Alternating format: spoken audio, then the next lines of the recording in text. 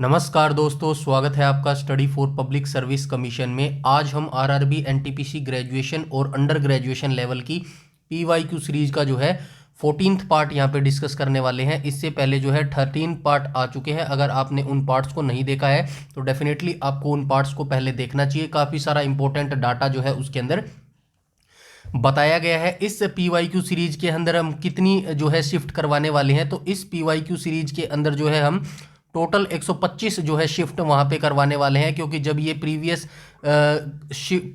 Question paper लिया गया था, यानी कि जब 2019 में एनटीपीसी की भर्ती आई थी, उस एग्ज़ाम में जो है टोटल 125 शिफ्ट के अंदर ये क्वेश्चन पेपर लिया गया था आपसे।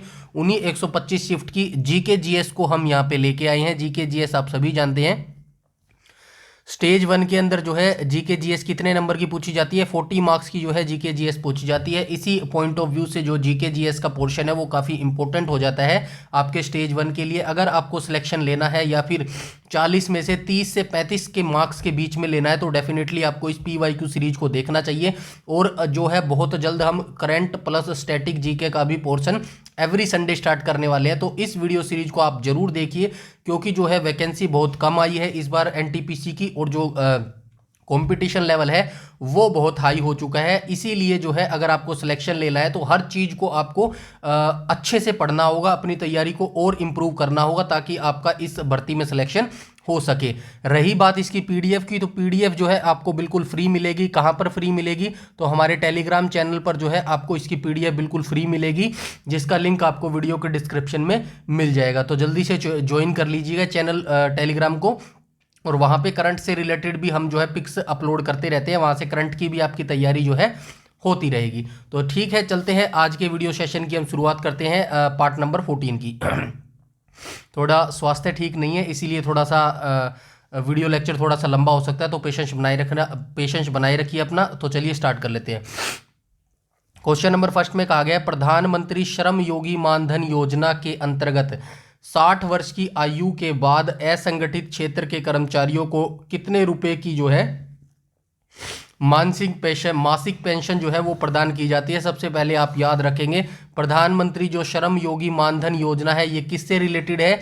ये बुजुर्गों से रिलेटेड है, और ये मासिक पेंशन की जो है सुविधा प्रदान करवाती है। और 60 वर्ष की आयु के बाद के जो इसके अंदर आयु वर्ग भी पूछा जा सकता है, कितने आयु वर्ग जो है इसके अंतर्गत आता है?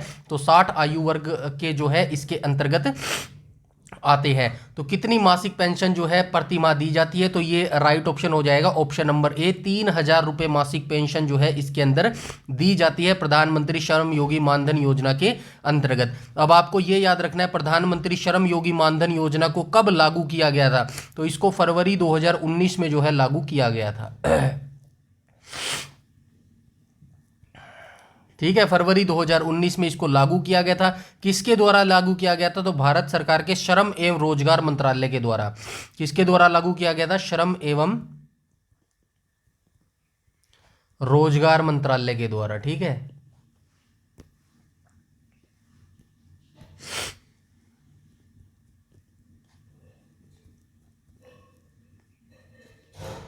तो ये जो प्रधानमंत्री श्रम योगी मानधन योजना है, इसके अंतर्गत प्रति माह जो पेंशन दी जाती है वो 3000 रुपये दी जाती है। इस योजना को लॉन्च कब किया गया था? फरवरी 2019 में लॉन्च किया गया था।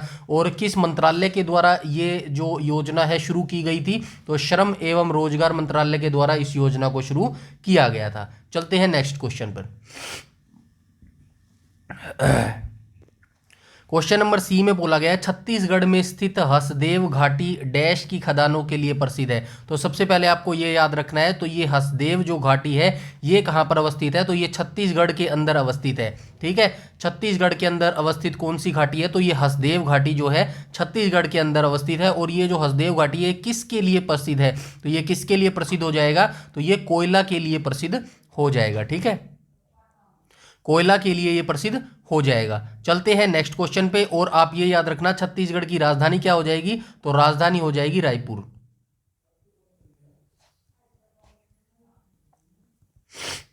ठीक है, छत्तीसगढ़ की जो है राजधानी हो जाएगी रायपुर। चलते हैं हम नेक्स्ट क्वेश्चन पे, क्वेश्चन नंबर 3 पर।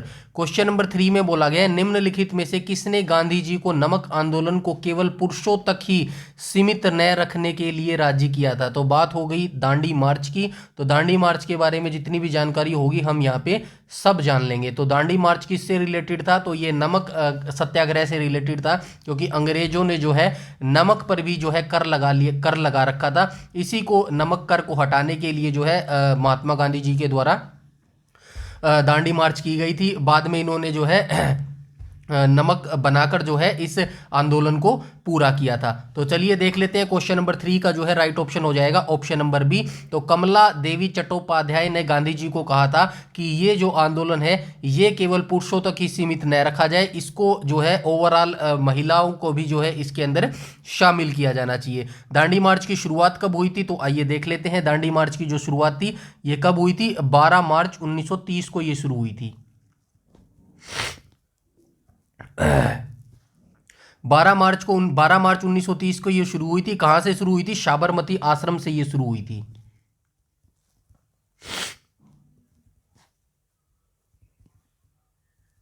ठीक है, साबरमती आश्रम से ये शुरू हुई थी। और गांधी जी के साथ कितने अनुयायी शामिल थे? तो गांधी जी के साथ 78 अनुयायी शामिल थे। गांधी जी के साथ 78 अनुयायी उनके शामिल थे। और ये आंदोलन कब तक चला था? 6 अप्रैल 1930 को। 6 अप्रैल 1930। ठीक है, चलते हैं नेक्स्ट क्वेश्चन पे। क्वेश्चन नंबर 4 में बोला गया है, इसरो ने फरवरी 2021 में हिंदू महासागरीय क्षेत्र की निगरानी करते हुए हेतु डीआरडीओ द्वारा विकसित डैश नामक उपग्रह का प्रक्षेपण किया था। ये 2021 से करंट अफेयर से रिलेटेड पूछा गया है। यहाँ पे करंट अफेयर मैं आपको नहीं बता रहा, और मैं आपको यहाँ पे जो है स्टैटिक जानकारी देने वाला हूँ करंट अफेयर से के अंदर से जो निकलने वाली है। ठीक है, सबसे पहले इस क्वेश्चन की बात कर लेते हैं। इसका जो राइट ऑप्शन हो जाएगा वो हो जाएगा सिंधु नेत्र। फरवरी 2021 में हिंद महासागरीय क्षेत्र की निगरानी करने के लिए डीआरडीओ द्वारा जो है किस उपग्रह का प्रक्षेपण किया गया था? तो सिंधु नेत्र का जो है उपग्रह का प्रक्षेपण किया गया था फरवरी 2021 में हिंद महासागर क्षेत्र की निगरानी करने के लिए। अब यहाँ पे हमारे डीआरडीओ की बात आई है, तो डीआरडीओ के बारे में हम जान लेंगे। डीआरडीओ की सबसे पहले ये चीज़ें जो है मैं आपको पिछली वीडियोस में बता चुका हूँ। बार बार बताने का ये मतलब है, जो रेलवे और एसएससी के एग्जाम होते हैं यहाँ पे जो है ये क्वेश्चन भर भर के पूछे जाते हैं। ऑर्गेनाइजेशन से क्वेश्चन पूछे जाते हैं, स्टैटिक जीके से क्वेश्चन पूछे जाते हैं। हर एग्जाम में ये क्वेश्चन पूछे ही जाते हैं। डीआरडीओ की स्थापना कब हुई? ठीक है, सीएसआईआर की स्थापना कब हुई? उसके बाद इसरो की स्थापना कब हुई? तो ये क्वेश्चन जो है बार बार रिपीट होते हैं, इसीलिए आपको इनकी फुल फॉर्म और इनका जो हेडक्वार्टर है और इनकी जो स्थापना वर्ष है ये तीनों ही जो है आपको याद होनी चाहिए। सबसे पहले हम जो है डीआरडीओ की बात कर लेते हैं। डीआरडीओ की फुल फॉर्म क्या हो जाएगी? डीआरडीओ की फुल फॉर्म हो जाएगी रक्षा अनुसंधान एवं विकास संगठन। मैं लिख देता हूं, कोई बात नहीं, रक्षा अनुसंधान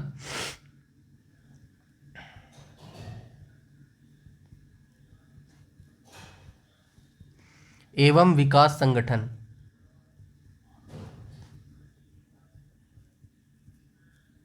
ठीक है, ये इसकी फुल फॉर्म हो जाएगी। और डीआरडीओ की जो स्थापना है ये कब हुई थी? तो ये 1958 में हुई थी। ठीक है, 1958 में जो है इसकी स्थापना हुई थी। और इसका मुख्यालय कहां पे हो जाएगा? तो नई दिल्ली में जो है इसका मुख्यालय हो जाएगा। इसके बाद हम बात कर लेते हैं इसरो की। ISRO, इसरो इसका फुल फॉर्म हो जाएगी। इसरो की फुल फॉर्म क्या हो जाएगी? इसरो की फुल फॉर्म हो जाएगी इंडियन स्पेस रिसर्च ऑर्गेनाइजेशन। और इसकी स्थापना हुई थी 15 अगस्त 1969 को। 1969 को। इसका मुख्यालय कहाँ पे हो जाएगा? बेंगलोर कर्नाटक में जो है इसका मुख्यालय हो जाएगा। ठीक है, इसके बाद आपको क्या याद रखना है? CSIR की फुल फॉर्म आपको याद रखनी है और इसका स्थापना वर्ष याद रखना है। तो CSIR की जो फुल फॉर्म सबसे पहले आप याद रखना 1942 में जो है इसकी स्थापना हुई थी। ठीक है, 1942 में इसकी स्थापना हुई थी। और इसकी फुल फॉर्म क्या हो जाएगी? काउंसिल ऑफ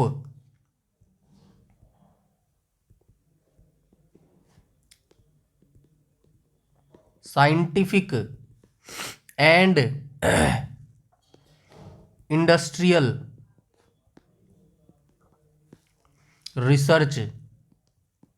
ठीक है, ये आपकी फुल फॉर्म हो जाएगी और ये आपके स्थापना वर्ष मैंने आपको बता दिए। ठीक है, सबसे पहले CISI की हुई थी 1942 में। 1942 से आप क्या याद रखेंगे, 1942 में कौन सा मूवमेंट हुआ था भारत का, तो भारत छोड़ो आंदोलन भी 1942 में हुआ था, जिसके अंदर महात्मा गांधी ने नारा दिया था, करो या मरो का नारा दिया था। उसके बाद इसरो की स्थापना, उसके बाद इसरो की स्थापना नहीं, उसके बाद DRDO की स्थापना हुई थी 1958 में। उसके बाद इसरो की स्थापना हुई थी 1969 में। ठीक है, आई होप यू अंडरस्टैंड। चलते हैं नेक्स्ट क्वेश्चन पे। नेक्स्ट क्वेश्चन में बोला गया फरवरी 2021 में इसरो ने श्रीहरिकोटा से PSLV C-51 रॉकेट द्वारा डैश के अमेजिनिया उपग्रह का प्रक्षेपण किया था।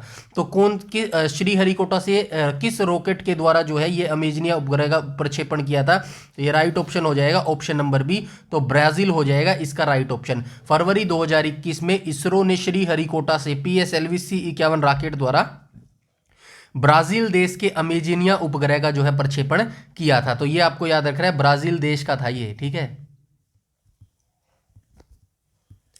ब्राजील देश का था ये। और आपको इसके अंदर क्या याद रखना है, इसरो की मैं बता चुका हूं, इसरो की स्थापना कब हुई थी, तो इसरो की स्थापना 15 अगस्त 1969 को हुई थी। और आप क्या याद रख सकते हैं, श्रीहरिकोटा कहां पर अवस्थित है, श्रीहरिकोटा, तो श्रीहरिकोटा जो है हमारे भारत राज्य के आंध्र प्रदेश राज्य के अंदर अवस्थित है। ठीक है, आंध्र प्रदेश।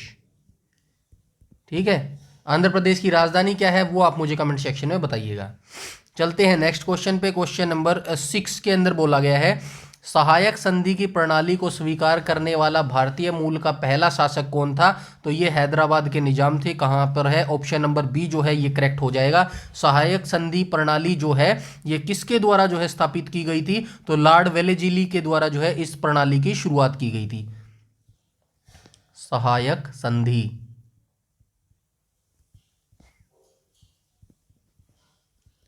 प्रणाली की शुरुआत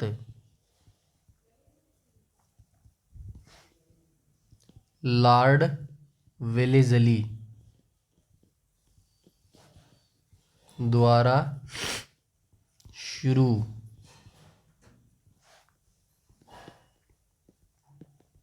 ठीक है, तो ये आपको याद रखना है, सहायक संधि की जो शुरुआत है ये लॉर्ड वेलेस्ली के द्वारा शुरू की गई थी।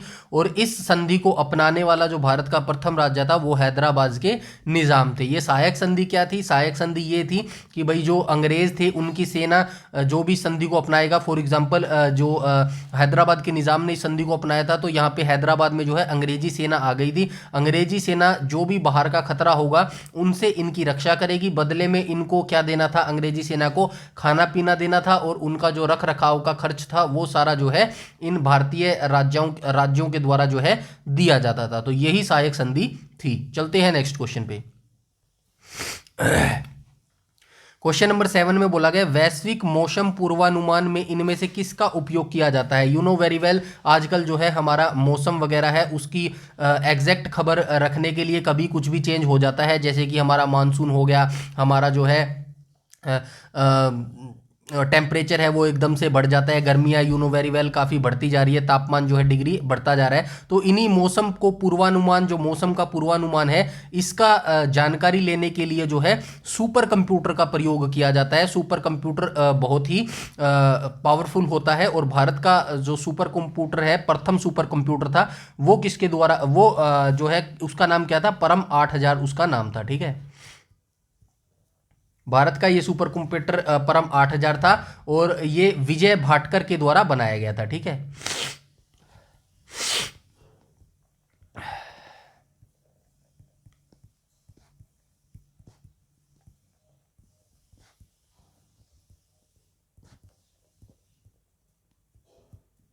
ठीक है, ये चीजें भी जो है आप याद रखेंगे, सुपर कंप्यूटर के द्वारा ही मौसम के पूर्वानुमान की जानकारी हमें मिल पाती है।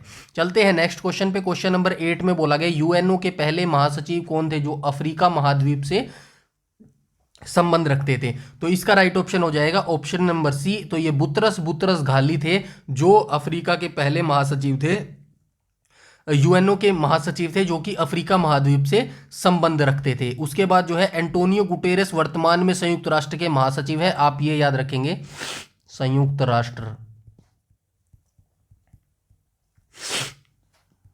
वर्तमान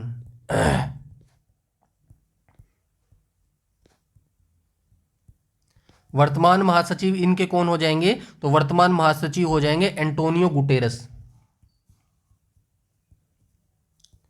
एंटोनियो गुटेरस, ठीक है, एंटोनियो गुटेरेस इसके महासचिव हो जाएंगे। और संयुक्त राष्ट्र बाद की स्थापना वर्ष हुई, तो स्थापना मैं पिछली वीडियोस में बहुत बार बता चुका हूं, आपको अगेन बता देता हूं, 24 अक्टूबर 1945 को, ठीक है, 24 अक्टूबर 1945 को हुई है। और जो इसका हेडक्वार्टर है वो हेडक्वार्टर कहां पर हो जाएगा? हेडक्वार्टर हो जाएगा न्यूयॉर्क शहर में, ठीक है, न्यूयॉर्क शहर में जो है इसकी स्थापना, इसका हेडक्वार्टर हो जाएगा। और इसकी आधिकारिक भाषाएं कौन कौन सी है? तो 6 इसकी आधिकारिक भाषाएं हैं। आधिकारिक भाषाएं कितनी है? एक सेकेंड, भाषाएं 6 इसकी आधिकारिक भाषाएं हैं। कौन कौन सी आधिकारिक भाषाएं हैं? तो चीनी हो जाएगी, अरबी हो जाएगी, चीनी, अरबी, अंग्रेजी, ठीक है, फ्रांसी,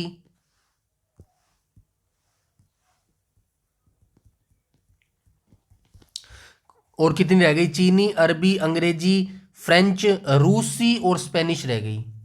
रूसी और स्पेनिश, स्पेनिश, स्पेनिश, स्पेनिश, ठीक है, ये हो गए होंगे 6, 1 2 3 4 5 6, ठीक है। तो ये 6 आधिकारिक भाषाएं हैं संयुक्त राष्ट्र की, ठीक है। चलते हैं नेक्स्ट क्वेश्चन पे।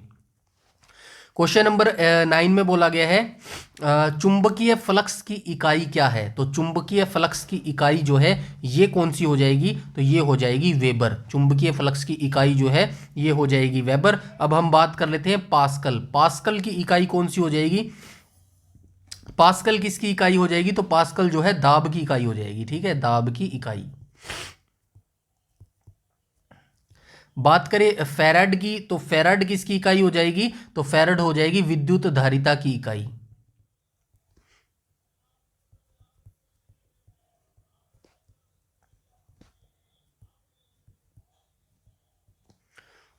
तो ठीक है, विद्युत धारिता की इकाई फैराड हो जाएगी।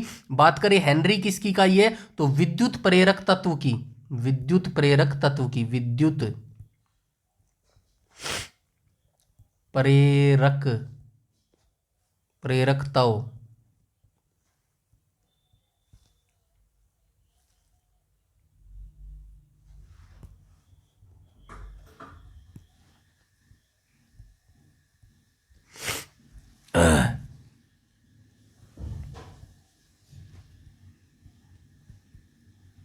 ठीक है, ये तीनों आप याद रखेंगे।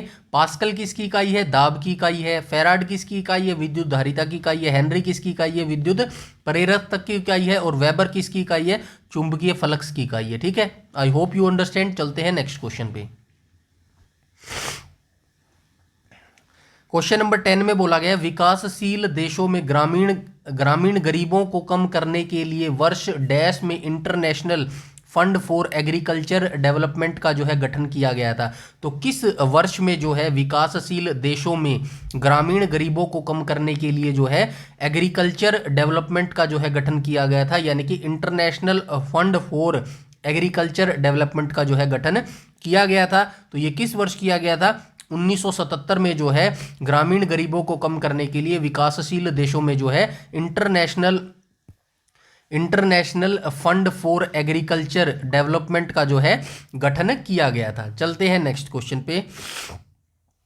क्वेश्चन नंबर 11 में बोला गया है भारत में स्वदेशी आंदोलन की शुरुआत किस दौरान हुई थी? बहुत बार पीछे भी मैं आपको बता चुका हूं, ये कब हुई थी? ये हुई थी बंगाल विभाजन के दौरान। बंगाल विभाजन, ठीक है, कब हुआ था? ये 1905 में हुआ था। ठीक है, बंग भंग गांधी जी चंपारण, ठीक है, ऑप्शन नंबर बी करेक्ट हो जाएगा। बंग भंग विरोधी आंदोलन के दौरान जो है स्वदेशी आंदोलन की शुरुआत हुई थी। और आप इसके बारे में क्या याद रख सकते हैं? जब हमारा बंगाल विभाजन हुआ था इस समय वायसराय कौन थे? तो वायसराय, उस समय वायसराय होते थे लॉर्ड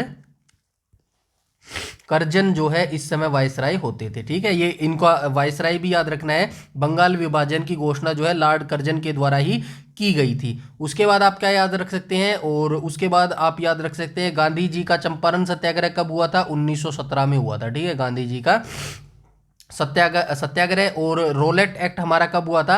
रोलेट एक्ट जो है हमारा 1919 के दौरान हुआ था। उसके बाद आप क्या याद रख सकते हैं, असहयोग आंदोलन कब हुआ था? तो असहयोग आंदोलन जो है 1920 के अंदर हुआ था। ठीक है, 1920 के अंदर हुआ था। 1922 तक ये चला था। 1922 को जो है ये आंदोलन वापस ले लिया गया था गांधी जी के द्वारा। क्यों लिया गया था? चोरा चोरी कांड की घटना हुई थी। चोरा चोरी घटना हुई थी 1922 में। ठीक है, इसी घटना की वजह से जो है ये असहयोग आंदोलन वापस ले लिया गया था। ठीक है, चलते हैं नेक्स्ट क्वेश्चन पे, क्वेश्चन नंबर 12 पर। क्वेश्चन नंबर 12 में बोला गया है निम्नलिखित में से कौन सा संगठन ओलिगोपोलिस्टिस पोजिस्टिस की बीच की अनुबंध का सर्वोत्तम उदाहरण है? तो कौन सा संगठन जो है ओलिगोपोलिस्टिस पोजिस्टस के बीच के जो अनुबंध का है वो सर्वोत्तम उदाहरण है?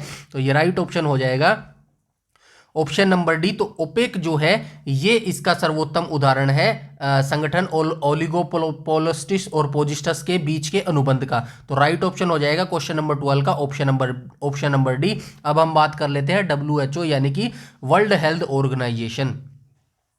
स्थापना कब हुई थी? 7 अप्रैल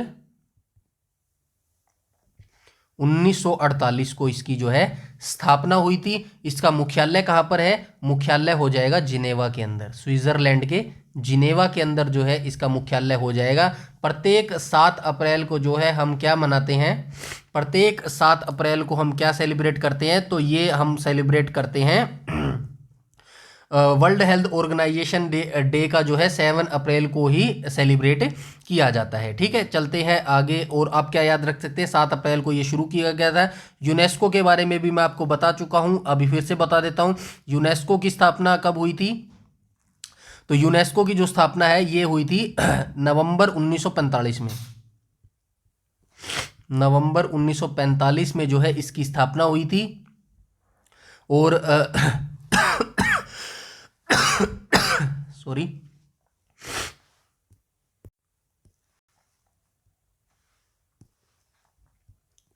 अक्टूबर 1945 में जो है यूनेस्को की, क्या हो गया यार, एक सेकेंड। ठीक है, यूनेस्को और यूएनओ। ठीक है, बात कर लेते हैं यूएनओ की। तो यूएनओ की स्थापना कब हुई थी? 24 अक्टूबर 1945 को, ऐसे लिखिए आप। ठीक है, 24 अक्टूबर 1945 को जो है यूएनओ की स्थापना हुई थी। और इसका मुख्यालय कहां पर है? इसका मुख्यालय हो जाएगा न्यूयॉर्क में। इसके बाद आप क्या याद रखेंगे? यूनेस्को को याद रखेंगे। यूनेस्को की स्थापना कब हुई थी? नवंबर 1945 में। नवंबर 1945 में इसकी स्थापना हुई थी। मुख्यालय कहां पे हो जाएगा? फ्रांस की राजधानी पेरिस में इसका मुख्यालय हो जाएगा। ठीक है, इसके बाद ओपेक की जो स्थापना है, इसका जो मुख्यालय है वो कहां पर हो जाएगा? ऑस्ट्रिया के वियना में जो है इसका मुख्यालय हो जाएगा। ठीक है, और इसकी स्थापना कब हुई थी? 1960 में जो है इसकी स्थापना हुई थी। और वियना में जो है इसका मुख्यालय हो जाएगा। ठीक है, ऑस्ट्रिया के वियना में।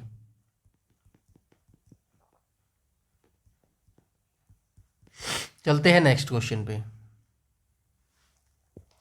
क्वेश्चन नंबर 13 में बोला गया निम्नलिखित में से किस पौधे में पादप के एक हिस्से से दूसरे हिस्से में जल एवं अन्य पदार्थों के संवहन हेतु विशिष्ट उत्तक होते हैं? तो पौधे के अंदर कौन से हार्मोन, मतलब पौधे में पादप के किस हिस्से में दूसरे हिस्से में जल एवं अन्य पदार्थ के संवहन हेतु विशिष्ट उत्तक मौजूद होते हैं?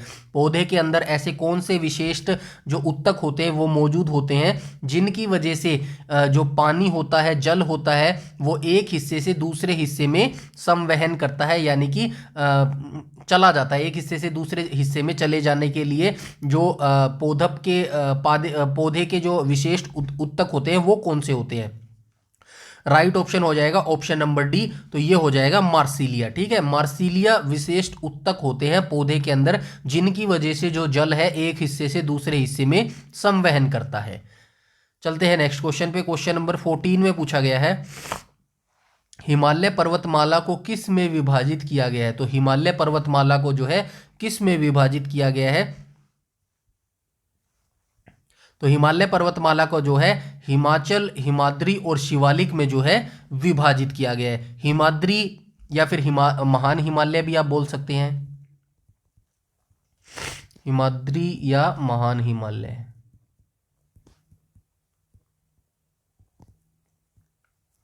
ठीक है, उसके बाद हिमाचल या लघु हिमालय आप बोल सकते हैं।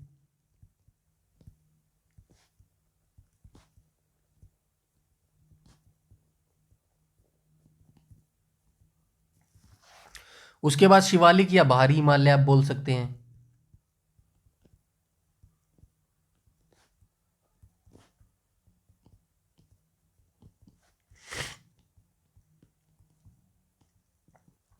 ठीक है, चलते हैं नेक्स्ट क्वेश्चन पे। क्वेश्चन नंबर 15 पर। 15 में बोला गया गतिमान एक्सप्रेस झांसी को किस से जोड़ती है। तो ये एक ट्रेन का नाम है जिसका नाम है गतिमान एक्सप्रेस। तो ये जो गतिमान एक्सप्रेस है ये झांसी को किस से जोड़ती है। तो किस से जोड़ती है, हजरत निजामुद्दीन को झांसी से जोड़ती है या फिर झांसी को निजामुद्दीन रेलवे स्टेशन जोड़ती है। और ये हजरत निजामुद्दीन रेलवे स्टेशन कहाँ पर है, ये पुरानी दिल्ली के अंदर है। नई दिल्ली नहीं, पुरानी दिल्ली के अंदर है ये हजरत निजामुद्दीन।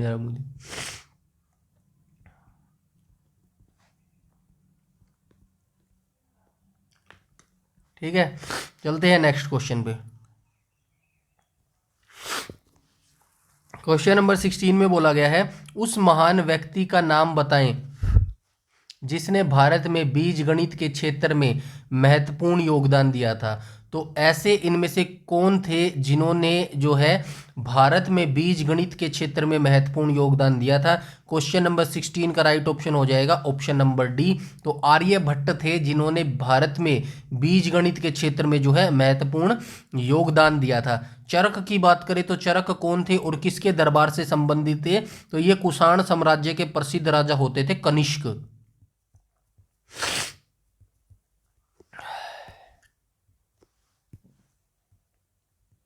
तो ये कुषाण साम्राज्य के प्रसिद्ध राजा थे कनिष्क। कनिष्क के शासनकाल के दरबारी चिकित्सक के रूप में थे ये, दरबारी चिकित्सक।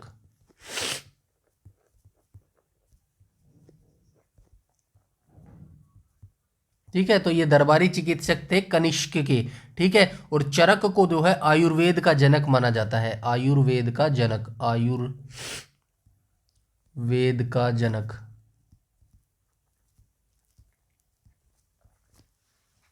ठीक है, तो ये इनको जो है आयुर्वेद का जनक माना जाता है। और चरक संहिता नामक प्रसिद्ध आयुर्वेद ग्रंथ की रचना भी जो है चरक के द्वारा की गई थी। किस ग्रंथ की रचना की गई थी, तो ये की गई थी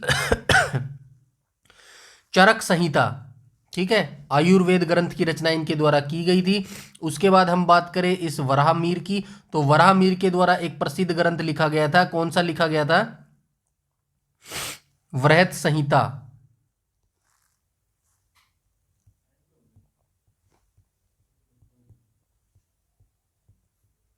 ठीक है, वृहत संहिता की रचना जो किसने की थी, ये वराहमिहिर के द्वारा जो है इसकी रचना की गई थी।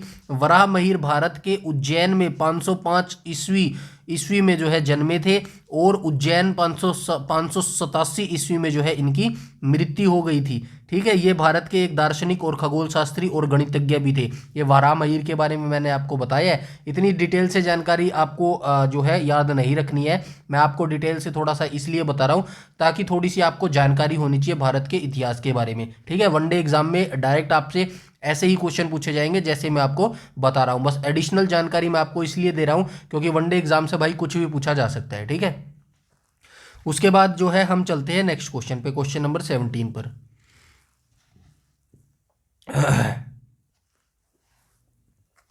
क्वेश्चन नंबर 17 में बोला गया परिचकली इनमें से किस प्रदेश का लोकप्रिय नृत्य है। तो ये जो परिचकली है ये किस प्रदेश का जो है लोकप्रिय हो जाएगा। क्वेश्चन नंबर 17 का राइट ऑप्शन हो जाएगा ऑप्शन नंबर ए। तो लक्षद्वीप का ये लोकप्रिय नृत्य है परिचकली। ठीक है, चलते हैं नेक्स्ट क्वेश्चन पे, क्वेश्चन नंबर 18 पे।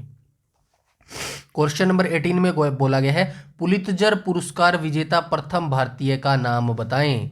तो पुलित्जर पुरस्कार जो है प्रथम भारतीय विजेता कौन था, किसके द्वारा ये पुलित्जर पुरस्कार जो है लिया गया था। सबसे पहले आप पुलित्जर पुरस्कार के बारे में जान लीजिए।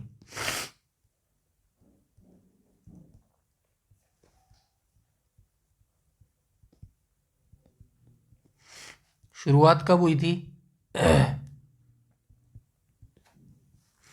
तो पुलित्जर पुरस्कार की जो शुरुआत थी वो 1917 में हुई थी।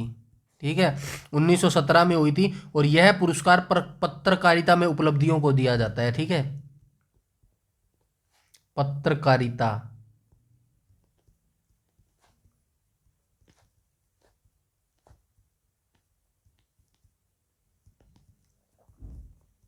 ठीक है, पत्रकारिता की उपलब्धियों के लिए पुरस्कार दिया जाता है। और क्वेश्चन नंबर 18 का राइट ऑप्शन हो जाएगा ऑप्शन नंबर ए। तो गोविंद बिहारी लाल को जो है प्रथम भारतीय थे जिन्हें पुलित्जर पुरस्कार दिया गया था। ठीक है, चलते हैं नेक्स्ट क्वेश्चन पे। क्वेश्चन नंबर 19 में बोला गया विजया बैंक और देना बैंक का विलय इनमें से किस बैंक में हुआ है। तो ये आप सभी जानते हैं ये बैंकों का मर्जर हुआ था। अभी भी काफ़ी सारे कम बैंक हो गए हैं। वर्तमान में जो एसबीआई बैंक है वही भारत का सबसे बड़ा बैंक है। ये क्वेश्चन आप चाहें तो छोड़ सकते हैं, कोई ज़रूरी नहीं है, क्योंकि उस समय करंट अफेयर था भाई, कब का किस में विलय हुआ, ये क्वेश्चन छोड़ दीजिएगा। मैं बस जो आपको स्टैटिक जानकारी देने वाला हूँ वो आप थोड़ी सी याद रखिएगा। एसबीआई के बारे में जो मैं आपको बताने वाला हूँ वो आपको याद रखना है, क्योंकि वर्तमान में एसबीआई जो है भारत का सबसे बड़ा सरकारी बैंक है। तो आइए जान लेते हैं जो है इसके बारे में, एसबीआई के बारे में। ठीक है, तो 1800 सबसे पहले आप याद रखना 1806 में बैंक ऑफ कलकत्ता की स्थापना हुई थी। कब हुई थी? 1806 में।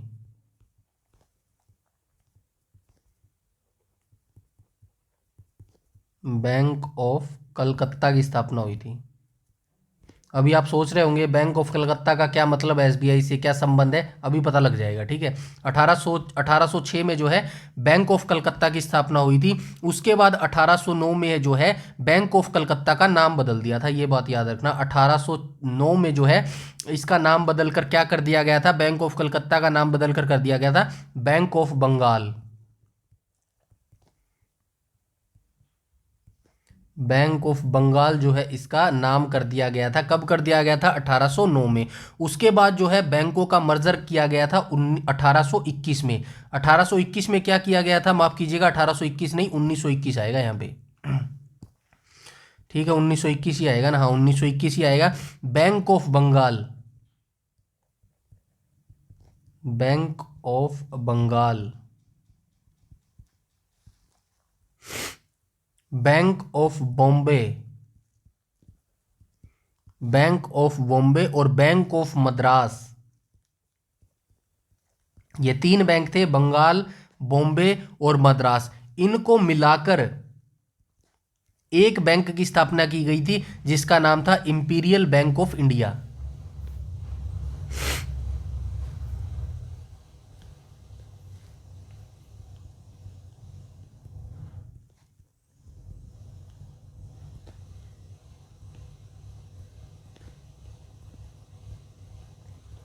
ठीक है, 1921 में जो है तीन बैंकों को मिलाकर किसकी स्थापना की गई थी, तो इंपीरियल बैंक ऑफ इंडिया की स्थापना की गई थी। फिर बात करें 1955 की, 1955 में क्या किया गया था, 1955 में इंपीरियल बैंक ऑफ इंडिया का राष्ट्रीयकरण किया गया था।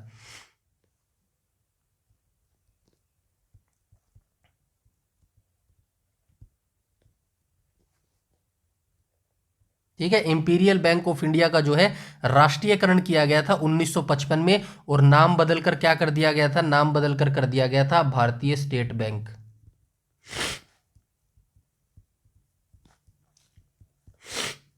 यानी कि एसबीआई।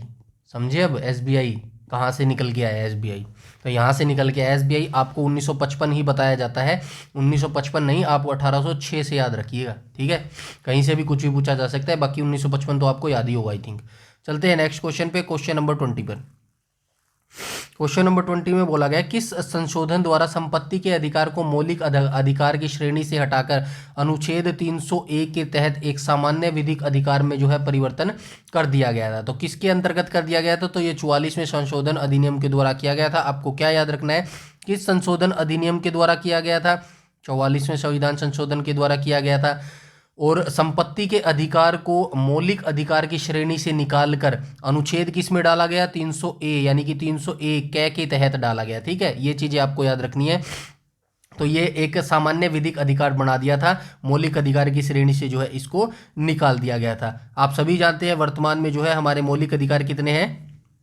6 मौलिक अधिकार है, जिनके बारे में मैं पिछली वीडियोस में बता चुका हूं। ठीक है, आपको याद रखने हैं सारे। समानता हो गया, स्वतंत्रता हो गया, ठीक है, धार्मिक स्वतंत्रता हो गया, सारे मैं जो है पिछली वीडियोस में आपको बता चुका हूं। चलते हैं नेक्स्ट क्वेश्चन पे।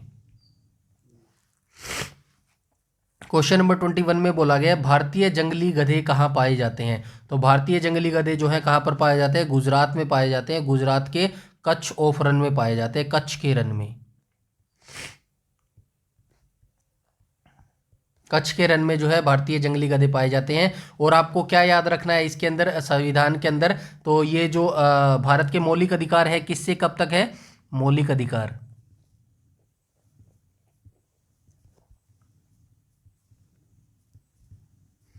भारत के जो मौलिक अधिकार है वो है कहाँ से कहाँ तक है?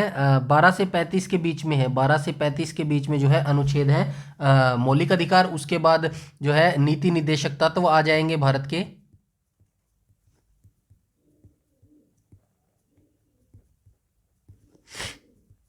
भारत के नीति निर्देशक तत्व किस अनुच्छेद से किस अनुच्छेद के बीच में है? तो ये आ जाएंगे 36 से लेके 51 के बीच में।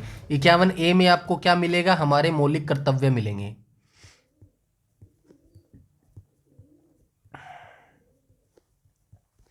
51A के अंदर मिलेंगे आपको ये। ठीक है, फिर हमारे जी आ जाएंगे राष्ट्रपति जी,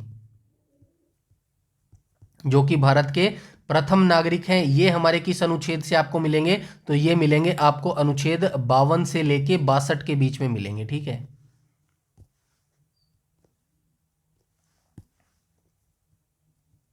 ये 52 से 62 के बीच में मिलेंगे। उसके बाद हमारे द्वितीय, भारत के द्वितीय जो नागरिक है वो आ जाएंगे, यानी कि उपराष्ट्रपति जी। ये आपको किस अनुच्छेद से किस अनुच्छेद के बीच में मिलेंगे? ये आपको मिलेंगे 63 से 73 के बीच में। उसके बाद आपको प्रधानमंत्री मिलेंगे। कहाँ कहाँ मिलेंगे प्रधानमंत्री? अनुच्छेद प्रधानमंत्री ये मिलेंगे अनुच्छेद 74-75 में। ठीक है, उसके बाद आपको संसद मिलेगी। संसद कहाँ मिलेगी? संसद मिलेगी आपको अनुच्छेद 79 में। उसके बाद आपको राज्यसभा मिलेगी। कहाँ मिलेगी राज्यसभा? राज्यसभा। उसके बाद राज्यसभा मिलेगी अनुच्छेद 80 के अंदर। उसके बाद आपको लोकसभा मिलेगी। लोकसभा कहाँ मिलेगी?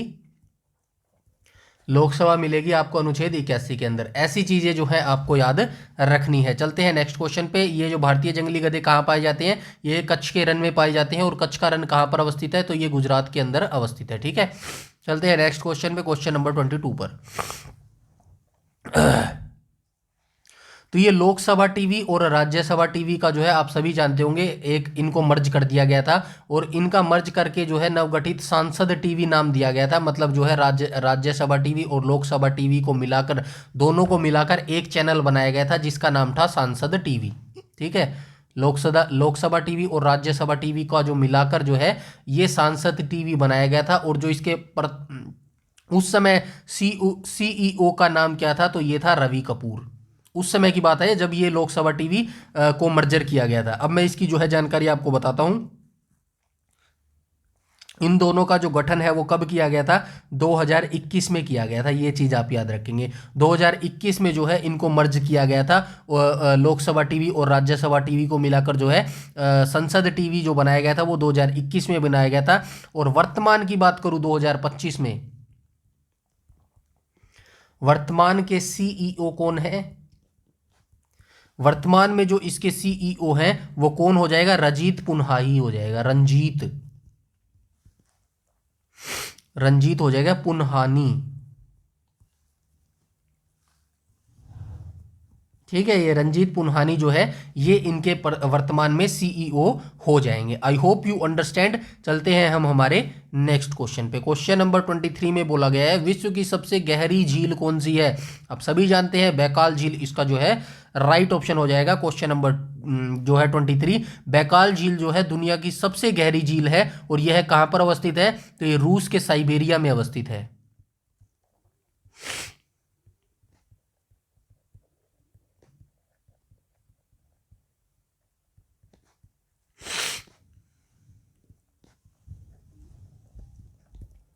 ठीक है, रूस के साइबेरिया में अवस्थित है और ये मीठे पानी की झील है भाई, ये भी आप याद रखना, कभी आपको लगे खारे पानी की झील है, मीठे पानी की ये झील है। ठीक है, मीठे पानी की ये झील हो जाएगी और यह झील जो है कितने मीटर गहरी है, तो 1642 मीटर।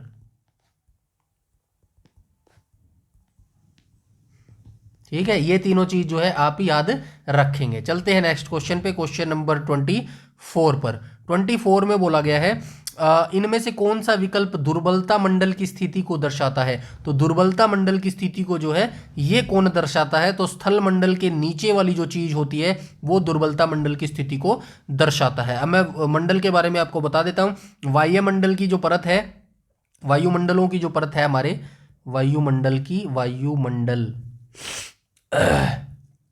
की परतें कौन कौन सी हैं वायुमंडल की परतें, तो ये हमारा हो जाएगा क्षोभ मंडल,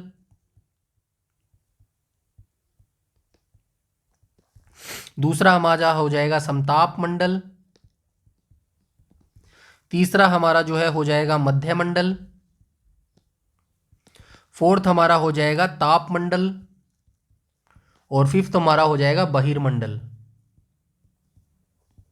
ठीक है, ये हमारे जो है वायुमंडल की परतें हैं। उसके बाद आप इनकी जो है जो मोटाई है वो भी आप याद रख सकते हैं, कितने किलोमीटर तक जो है ये फैला हुआ है। क्षोभ मंडल की मैं बात करूं तो क्षोभ मंडल कहाँ से कहाँ तक फैला हुआ है, तो ये 8 किलोमीटर से लेके 14 किलोमीटर तक फैला हुआ है, 14.5 किलोमीटर तक ये फैला हुआ है।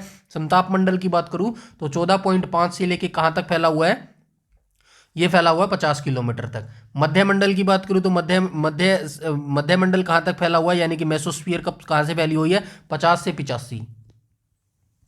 उसके बाद मैं तापमंडल की बात करूं तो ये कहां से फैला हुआ है, 85 से कहां तक फैला हुआ है, 600 किलोमीटर तक फैला हुआ है। बहिर्मंडल की बात करूं तो ये कहां से फैला हुआ है, 600 किलोमीटर से लेके जो है 10,000 आ जाएगा यहाँ पे। ठीक है, ये यहाँ तक फैला हुआ है। तो इनकी ये जो आप कितने किलोमीटर तक फैला हुआ है, इनको भी एक मोटा मोटा जो है जानकारी याद रखिएगा। बाकी जो है मैं एक ज्योग्राफी का एक स्टैटिक जीके का पोर्शन शुरू करने वाला हूं जो कि महेश वर्णवाल की किताब पर आधारित रहेगा। उसके अंदर हम जो ज्योग्राफी के इंपॉर्टेंट पॉइंट है वो वहां पे डिस्कस करेंगे। स्टार्टिंग से महेश वर्णवाल की किताब को हम पढ़ेंगे, उसमें थोड़ा सा टाइम लगेगा, मैं बस आपको एक बता रहा हूं कि हम इन फ्यूचर में उसको पढ़ने वाले हैं। ठीक है, चलते हैं नेक्स्ट क्वेश्चन पे।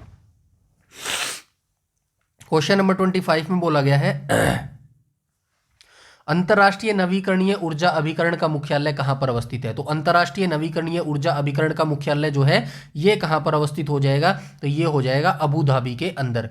ठीक है, ये आपको याद रखना है, अंतर्राष्ट्रीय नवीकरणीय ऊर्जा अभिकरण का मुख्यालय हमारे नहीं अबू धाबी के अंदर ये अवस्थित है। ठीक है, चलते हैं नेक्स्ट क्वेश्चन पे। क्वेश्चन नंबर 26 में बोला गया है इनमें से कौन सी समिति कृषि नीतियों एवं कार्यक्रमों से संबंधित थी। तो इनमें से कौन सी समिति है जो कृषि नीतियों एवं कार्यक्रमों से संबंधित थी, तो ये कौन सा हो जाएगा, क्वेश्चन नंबर 26 का राइट ऑप्शन हो जाएगा option number A, Bhanu Pratap Singh समिति जो थी ये कृषि नीतियों एवं कार्यक्रमों से जो है संबंधित थी। ये आप चीज जो है याद रखेंगे, भानु प्रताप जो सिंह समिति थी ये कृषि नीतियों एवं कार्यक्रमों से संबंधित थी। उसके बाद आप क्या याद रख सकते हैं, ये जो यशपाल समिति थी ये किससे रिलेटेड थी, ये शिक्षा में सुधार से रिलेटेड थी, शिक्षा में सुधार। ठीक है, शिक्षा में सुधार से रिलेटेड ये समिति थी। उसके बाद आप क्या याद रख सकते हैं, राममूर्ति समिति किससे रिलेटेड थी, तो राममूर्ति समिति जो है ये भी राष्ट्रीय शिक्षा नीति 1986 के कार्यान्वयन का मूल्यांकन करने के लिए किया गया था। इसका गठन कब किया गया था, 1990 में जो है इसका गठन किया गया था, राष्ट्रीय शिक्षा नीति।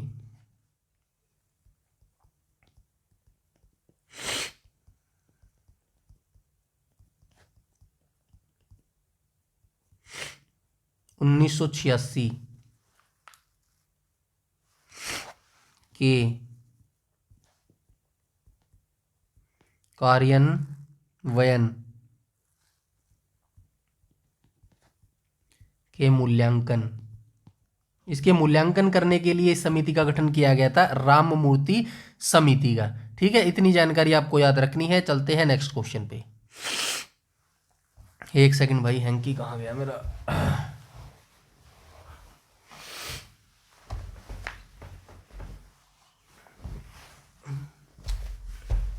ये कोई बात नहीं, चलते हैं नेक्स्ट क्वेश्चन पे। क्वेश्चन नंबर 27 में बोला गया है, पृथ्वी पर पाया जाने वाला सर्वाधिक सघन पदार्थ कौन सा है। तो पृथ्वी पर पाया जाने वाला जो सर्वाधिक सघन पदार्थ है वो कौन सा हो जाएगा, तो ओस्मियम हो जाएगा।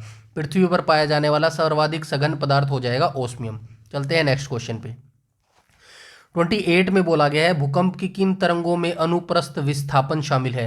तो भूकंप की किन तरंगों में जो है अनुप्रस्थ विस्थापन जो है शामिल होता है। राइट ऑप्शन हो जाएगा ऑप्शन नंबर 3। तो एस तरंगे होती हैं जिनके अंदर अनुप्रस्थ विस्थापन जो है ये मौजूद होता है। भूकंप की जो है 3 प्रकार की तरंगे होती है, पी तरंगे, प्राथमिक तरंगे, एस तरंगे, द्वितीय तरंगे, और एल तरंगे जो है वो सतही तरंगे होती हैं। चलते हैं नेक्स्ट क्वेश्चन पे। क्वेश्चन नंबर 29 में बोला गया, हिस्टोग्राम का उपयोग ज्ञात करने के लिए किया जाता है। तो हिस्टोग्राम का जो उपयोग है किसको ज्ञात करने के लिए जो है वो किया जाता है। 29 का जो है ये राइट ऑप्शन हो जाएगा ऑप्शन नंबर सी, यानी कि ग्राफ के माध्यम से बहुलक ज्ञात करने के लिए जो है हिस्टोग्राम का उपयोग किया जाता है। ठीक है, ग्राफ के माध्यम से बहुलक को ज्ञात करने के लिए किसका यूज किया जाता है, हिस्टोग्राम का यूज किया जाता है। ठीक है, चलते हैं नेक्स्ट क्वेश्चन पे। क्वेश्चन नंबर 30 में बोला गया है, किस राज्य सरकार ने मार्च 2021 में अपने राज्य के निवासियों के लिए निजी क्षेत्र में 50,000 प्रति माह तक के सकल, ये माह आएगा भाई यहाँ पे, माह तक के सकल वेतन वाली नौकरियों में 75% आरक्षण प्रदान करने के विधेयक को जो है मंजूरी दी है। तो ये किसने दी है, हरियाणा इसका राइट ऑप्शन हो जाएगा। आपको क्या क्या चीज़ याद रखना है, कुछ भी पूछा जा सकता है, जैसे कि ये जो 75% आरक्षण देने वाला हरियाणा राज्य ने इस स्कीम को कब लॉन्च किया था। तो ये मार्च 2021 में स्कीम को लॉन्च किया गया था। प्रति माह वेतन कितने तक, 50,000 तक प्रति माह वाले वेतन की नौकरियों तक कितने परसेंट आरक्षण दिया था, 75% आरक्षण दिया था। किसने दिया था, हरियाणा ने दिया था। ठीक है, ये चीज़ें आपको याद रखनी है। हरियाणा की राजधानी की बात करूं तो हरियाणा और पंजाब दोनों की राजधानी एक ही है, कौन सी हो जाएगी, चंडीगढ़। ठीक है, इन दोनों राज्यों की राजधानी जो है एक हो जाएगी। उत्तर प्रदेश की राजधानी लखनऊ हो जाएगी। ठीक है, तमिलनाडु की राजधानी आप मुझे कमेंट सेक्शन में बताएंगे।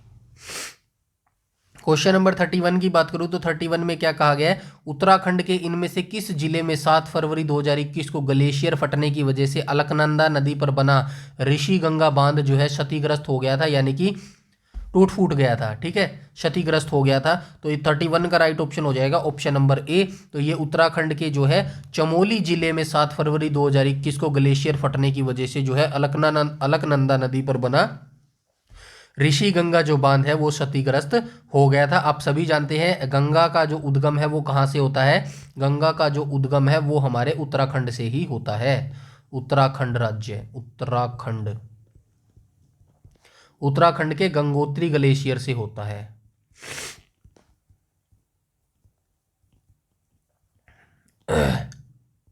यमुना की बात करूं तो यमुना कहाँ से निकलती है, तो ये भी उत्तराखंड से निकलती है। कहाँ से निकलती है, यमुनेत्री ग्लेशियर से, यमुनोत्री।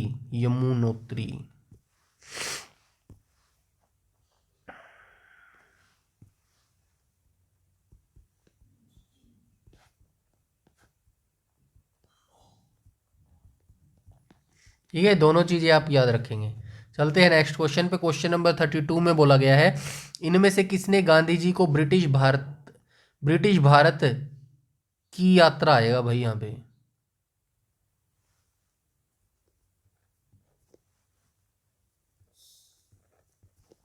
यात्रा करने और वहाँ की भूमि और लोगों के बारे में जानने की सलाह दी थी।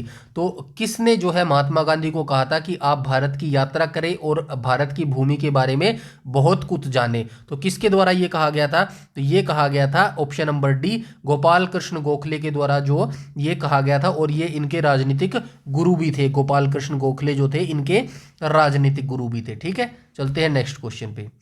इनका जन्म कब हुआ था महात्मा गांधी जी का? तो ये 1869 में हुआ था। ठीक है, 1861 में किसका जन्म हुआ था?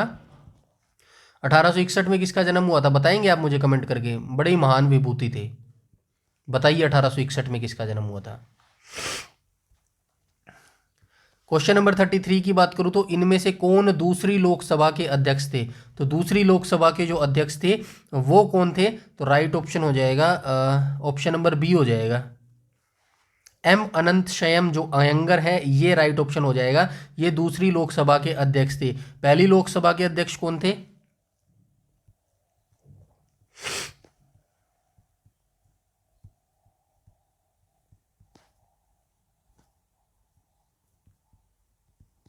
ये पहली लोकसभा अध्यक्ष जो थे वो हो जाएगा गणेश वासुदेव मावलंकर, यानी कि जी वी मावलंकर।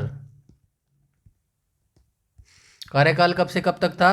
तो इनका कार्यकाल था 1952 से लेके 1956 तक। ठीक है, 1956 तक जो है ये अपने पद पर रहे थे।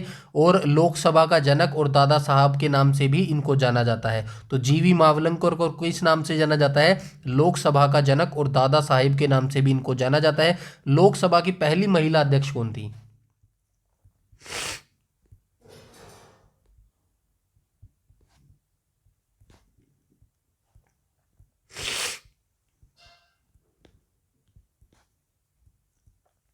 तो ये कौन थी? ये थी मीरा कुमार।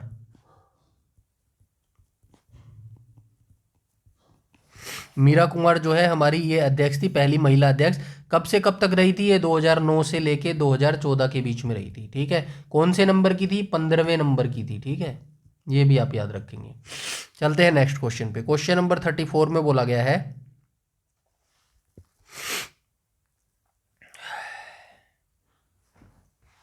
विश्व प्रसिद्ध स्वर्ण मंदिर की आधारशिला किसने रखी थी?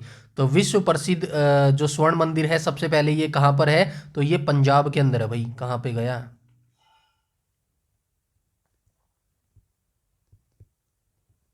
स्वर्ण मंदिर जो है पंजाब के अंदर है। आधारशिला किसने रखी थी? हजरत मियाँ मीर जी के द्वारा जो है इनकी जो है नींव रखी गई थी। और यह मंदिर जो है सिखों के 5वें गुरु कौन थे? तो ये थे अर्जुन देव। अच्छा, आप मुझे ये बताएंगे कि ये जो अर्जुन देव थे किस मुगल मुगल साम्राज्य के जो राजा होते थे उनके द्वारा जो है इनको अर्जुन देव को जो है मृत्यु दंड दिया गया था। ठीक है, मुगल साम्राज्य के कौन से वो उनका नाम बताइए जिनके द्वारा जो है अर्जुन देव को मृत्यु दंड दिया गया था? तो ये हजरत मियाँ मीर जी के द्वारा जो है स्वर्ण मंदिर की आधारशिला रखी गई थी। और ये जो स्वर्ण मंदिर है ये पंजाब के अंदर अवस्थित है। और ये जो अर्जुन देव थे 5वें गुरु थे हमारे सिखों के 5वें गुरु थे, अर्जुन देव ने इसको बनवाया था। सिख धर्म की बात करूं तो सिख धर्म, तो सिख धर्म की जो है स्थापना किसने की थी? गुरु नानक देव ने की थी।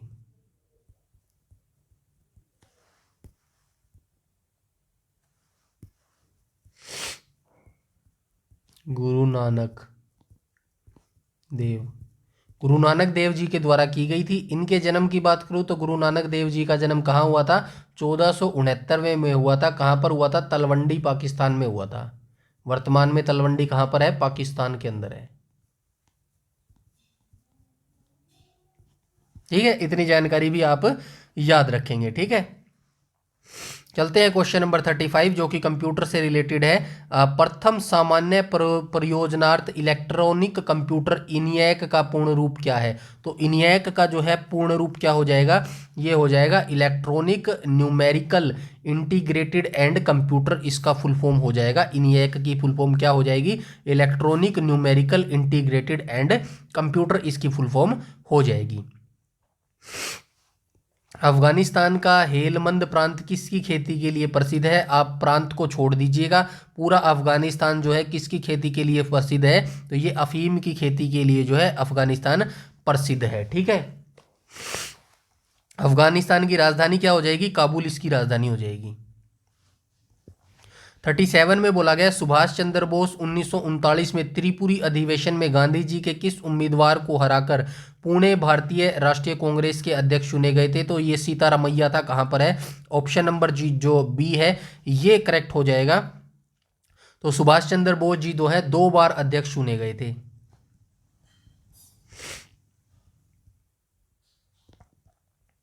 दो बार अध्यक्ष बने थे। कब कब बने थे? एक तो 1938 में बने थे और एक 1939 में बने थे, त्रिपुरी में बने थे। ठीक है, 1939 में कहां पर बने थे? त्रिपुरी में बने थे। ठीक है, 1939 में इनको इस्तीफा देना पड़ा था। इस्तीफा क्यों देना पड़ा था? क्योंकि इनके जो है महात्मा गांधी से मतभेद हो गए थे, इसी कारण जो है इनको 1939 में इस्तीफा देना पड़ा था। ठीक है, और उसके बाद जो है इनको सीतारामैया भी उसके बाद जो है अध्यक्ष नहीं बने थे, किसी तीसरे को अध्यक्ष बनाया गया था। तो ठीक है, अध्यक्ष जो इस्तीफा देने के बाद जो है सुभाष चंद्र बोस ने 1939 में किसकी स्थापना की थी? फॉरवर्ड ब्लॉक की स्थापना की थी।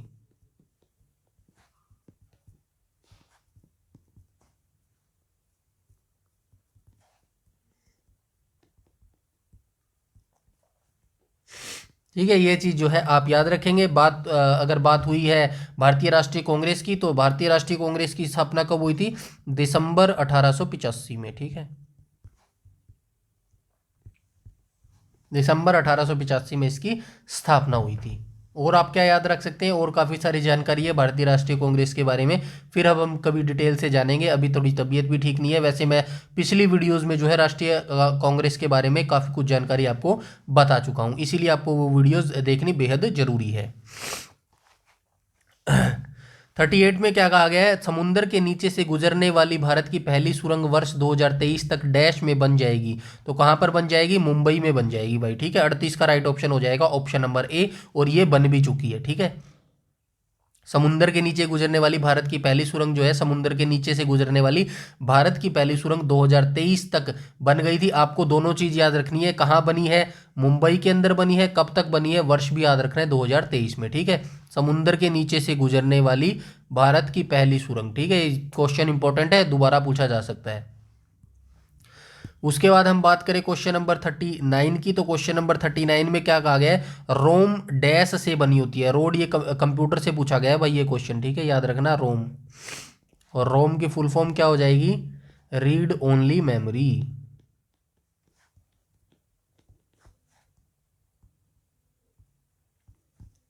ठीक है, रीड ओनली मेमोरीज की राइट ऑप्शन हो जाएगी। तो ये किससे बनी होती है? अर्धचालकों से बनी होती है। क्वेश्चन नंबर 39 का राइट ऑप्शन हो जाएगा ऑप्शन नंबर डी। तो ये ऑप्शन नंबर डी नहीं है, ऑप्शन नंबर डी करेक्ट हो जाएगा, सी ठीक नहीं होएगा। अर्धचालक नहीं, एकीकृत परिपथों से जो है ये रोम बनी होती है। ठीक है, ये 39 का राइट ऑप्शन हो जाएगा ऑप्शन नंबर डी। तो ये हमारे जो है आप आज के टॉप 40 क्वेश्चन थे जो हमने यहाँ पे डिस्कस कर लिए। आई होप आपको वीडियो अच्छी लगी होगी। वीडियो अगर अच्छी लगी हो तो प्लीज़ आपको बस लाइक और शेयर करना है, इतना सा एफर्ट करना है मेरे लिए, बाकी मैं खुद कर लूंगा। ठीक है, लाइक और शेयर करना है। जिस भी ग्रुप से आप जुड़े हो तो उस ग्रुप में आपको इसको शेयर कर देना है, और वीडियो को शेयर जरूर करना है अपने दोस्तों के साथ, अपने रिलेटिव के साथ, जिससे जो है सभी बच्चों को इसका जो है बेनिफिट मिल सके। और चैनल पर पहली बार विजिट कर रहे हैं तो चैनल को सब्सक्राइब कर लीजिएगा और बेल आइकन बटन को टैप कर लीजिएगा, ताकि समय पर आपको सारी नोटिफिकेशन मिलती रहे। यूट्यूब पर अगर आप हमें फॉलो करते हैं तो प्लीज़ हमारा टेलीग्राम ग्रुप जरूर से जरूर ज्वाइन कर लीजिएगा, जिसका लिंक आपको वीडियो को डिस्क्रिप्शन में मिल जाएगा। इसीलिए इंपॉर्टेंट है टेलीग्राम ज्वाइन करना, क्योंकि current affair plus static GK की जो है मैं वहाँ पर पिक्स अपलोड करते रहता हूँ, जिससे जो है करंट की भी जानकारी हो जाएगी, और इसकी जो PDF है वो भी आपको बिल्कुल फ्री में मिल जाएगी। ठीक है, तो इतनी जानकारी आपको होनी चाहिए हमारे चैनल के बारे में। इस वीडियो में इतना ही, तब तक के लिए धन्यवाद।